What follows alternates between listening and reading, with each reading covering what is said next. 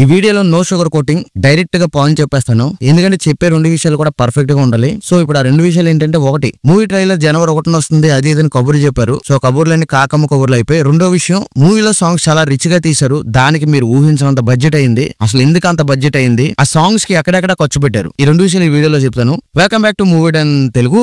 కొత్తగా వచ్చినట్టయితే like, share, subscribe కొట్టేయండి. గేమ్ చేంజర్ ట్రైలర్ అండి. మెగా ఫ్యాన్స్ కి ఫుల్ మీల్స్ పడుతుంది అనుకుంటే, మూవీ టీం మాత్రం ఫ్యాన్స్ ని అద్దాకలతో ఎండగట్టేస్తుంది. దిల్ రాజు గారు జాన్ ఫస్ట్ ని ట్రైలర్ అన్నారు, పాయే. మీ ఫోన్ లో అదిరిపోయే ట్రైలర్ ఉందన్నారు, పాయే. కొత్త సంవత్సరంతో కొత్త ట్రైలర్ వస్తుంది అన్నారు, ఎక్కడ సార్? పిల్లలందరూ 1000 కళ్ళతో కాకపోయినా వాళ్ళకున్న 2 కళ్ళతో కళ్ళు కాయలు కాచేలా వెయిట్ చేస్తున్నారు. ట్రైలర్ ఎక్కడ సార్? చరణ్ బాబు ట్రైలర్ జాన్ ఫస్ట్ కి రిలీజ్ చేస్తామని చెప్పి ఆశ పెట్టి లాస్ట్ కి ఆంబూంబుష్ చేశారు. మాట తప్పకూడదు, మడం తెప్పకూడదు. ఏంటి సార్ ఇది? అసలు చరణ్ కట్అవుట్ ఈవెంట్ లో దిల్ రాజు గారు ఏం చెప్పారు? ఈ రోజు ట్రైలర్ సినిమా రేంజ్ ని డిసైడ్ చేస్తుంది అన్నారా లేదా? ఆ రేంజ్ లో మీకు ట్రైలర్ ఇవ్వడానికి రెడీ అయ్యాం అన్నారు, అవునా కాదా? కొత్త సంవత్సరం జాన్ ఫస్ట్ రోజు మీరు ట్రైలర్ చూస్తారు అన్నారా కాదా? బాలేదు సార్, అసలు ఇదేం బాలేదు. సరే ఇదంతా పక్కన పెడితే అసలు ట్రైలర్ అనేది ఎందుకంత ఇంపార్టెంట్? ఇప్పుడున్న సిచ్యువేషన్ లో అయితే ఆడియన్స్ ట్రైలర్ చూసే సినిమా మీద ఒక అంచనాకైతే వస్తారు. ట్రైలర్ ఏమాత్రం బాగున్నా డే 1 రోజు టికెట్స్ గట్టిగా దిగితే, అదే ఒక పవర్ ప్యాక్ ట్రైలర్ వచ్చింది అనుకోండి, ఫస్ట్ డే 100 కోట్ల ఓపెనింగ్స్ వచ్చేసినట్టే. సో దిల్ రాజు గారు కూడా చరణ్ కట్అవుట్ లాంచ్ ఈవెంట్ లో ఇదే చెప్పారు. బట్ ఏమైంది? క్యా హువా?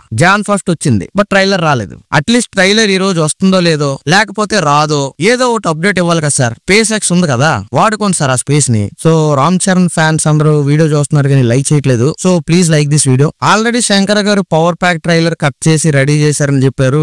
ఓకే, ట్రైలర్ ఫైనల్ కట్ కూడా కంప్లీట్ అయిపోయింది అన్నారు. ఆ ట్రైలర్ లో Charan looks, emotions, Shankar mark action scenes highlight గా ఉండబోతున్నాయి అన్నారు. But till no nothing happen. Already మూవీలో ఐఏఎస్ ఆఫీసర్ గా, పొలిటీషియన్ గా కనిపిస్తారని మనందరికీ తెలుసు. బట్ ఆ ఐపీఎస్ ఆఫీసర్ లుక్ కోసం నేనైతే వెయిట్ చేస్తున్నాను. దిల్ రాజు గారు ఈ విషయం కట్అవుట్ ఈవెంట్ లో చెప్పారు. చరణ్ ఇందులోనే కొంతసేపు ఐపీఎస్ ఆఫీసర్ గా కూడా కనిపిస్తారని. సో లేదా రేపో రాబోయే ట్రైలర్ లో ఐపీఎస్ ఆఫీసర్ లుక్ రివీల్ చేస్తారు అని అయితే నేను ఎక్స్పెక్ట్ చేస్తున్నాను. బట్ ఇంకో న్యూస్ ఏంటంటే, అంటే ఈ న్యూస్ నిజమో కాదో నాకు తెలియదు, బట్ ఇదొక రూమర్ కూడా తిరుగుతుంది. టోటల్ గా ఇంకా 2 ట్రైలర్లు అయితే రిలీజ్ అవబోతున్నాయి అంట. సో అందులో ఒకటి ఈ రోజు గానీ రేపు గానీ రిలీజ్ అవబోతుంది, మీకు తెలుసు అది. ఆ సెకండ్ ట్రైలర్ సినిమా రిలీజ్ అవడానికి 2-3 రోజుల ముందు రిలీజ్ చేయబోతున్నారు అని కూడా ఒక టాక్ వచ్చింది. ఆ బొక్కలే, ఇక్కడ ఒక ట్రైలర్ కే దిక్కులేదు, ఇంకా 2వ ట్రైలర్ ఒకటి అంటారా? మీ ఇష్టం. ఏదైనా సరే మూవీ టీం ఇలా చేయకూడదండి. ఇలా ట్రైలర్ చెప్పిన డేట్ కి రిలీజ్ చేయకపోవడం, ప్రమోషన్స్ ప్రాపర్ గా ప్లాన్ చేయకపోవడం, ఇలాంటి వాటి వల్ల మూవీ మీద నెగిటివిటీ పెరిగిపోద్ది. సో మూవీ టీం ఇది ఒకటి చూసుకోండి. నెక్స్ట్ ఈ మూవీలో సాంగ్స్ విషయానికి వచ్చేద్దాం. అసలు శంకర్ సినిమాలో సాంగ్స్ అంటేనే స్పెషల్ గా ఉంటాయి, విజువల్ గా అదిరిపోతాయి. అలా అదిరిపోవాలంటే ప్రొడ్యూసర్ కూడా బాగా డబ్బులు తగలేయాలి. సో గేమ్ చేంజర్ లో కూడా సాంగ్స్ కి గట్టిగానే డబ్బులు తగలబెట్టారు అంటున్నారు. కేవలం గేమ్ చేంజర్ సాంగ్స్ కోసం 75 కోట్లు ఖర్చు పెట్టారంట. సో 75 కోట్లు అంటే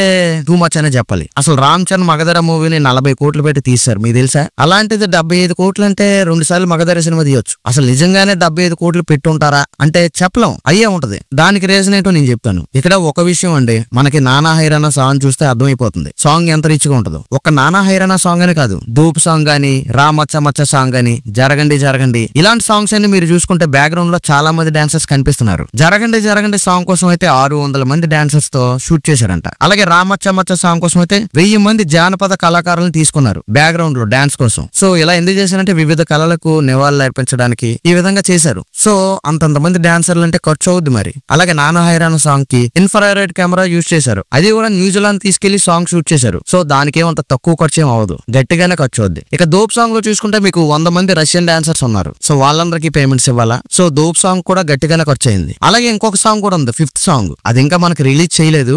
ఆ సాంగ్ కూడా గోదావరి బ్యాక్ డ్రాప్ లో రిచ్ గా షూట్ చేశారంట. ఆ బొక్కలే గోదావరి బ్యాక్ డ్రాప్ లో రిచ్ గా షూట్ చేయడానికి ఏముంటుంది అని అనుకోవద్దు. శంకర్ గారు అనుకుంటే ఏదైనా చేయగలరు. గోదావరి రివర్ నే గోవా బీచ్ లా చూపించగలరు, గోవా బీచ్ ని అట్లాంటిక్ ఓషన్ లాగా కూడా చూపించగలరు. సో మరి వీటన్నిటికీ 75 కోట్లు ఖర్చు అవుతుందంటే మనం నమ్మొచ్చు. అదనమాట మ్యాటర్. సో ఈ వీడియో మీకు నచ్చినట్టయితే లైక్ చేసి మన ఛానల్ సబ్స్క్రైబ్ చేయండి.